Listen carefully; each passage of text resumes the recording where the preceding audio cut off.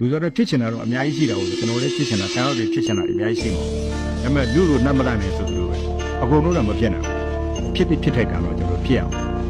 ဥပဒေရကျွန်တော်တို့အများကြီးဆုံးဖြတ်ရှင်နဲ့ကျွန်တော်တို့ဖြစ်ကျွန်တော်တို့တမတော်က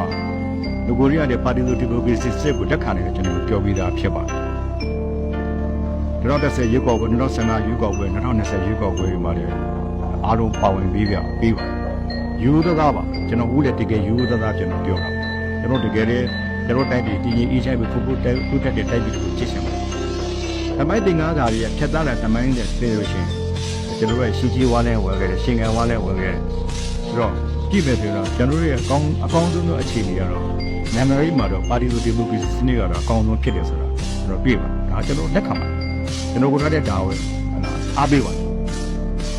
သူတို့လည်းသူဒီပဲတိုင်းဒေသတွေပြောနေတဲ့အခွင့်အရေးတွေပေါ့ဒါတွေလည်းတော်တော်လေးရှိပါတယ်ဒါတွေလည်းပတ်သက်ရင်လည်းကျွန်တော်တို့ကတော့ဒီမိုကရေစီနဲ့နိုင်ငံမြန်မာချက်မှာကျွန်တော်ပေးထားတာရှိတယ်ဒုတိယချက်မှာဒီမိုကရေစီနဲ့ဖက်ဒရယ်စီကိုချိုင်းနဲ့ပြည်တော်စုတည်ဆောက်ရေးဆိုကျွန်တော်ပြီးခဲ့တာရှိတယ်ဖက်ဒရယ်ခွင့်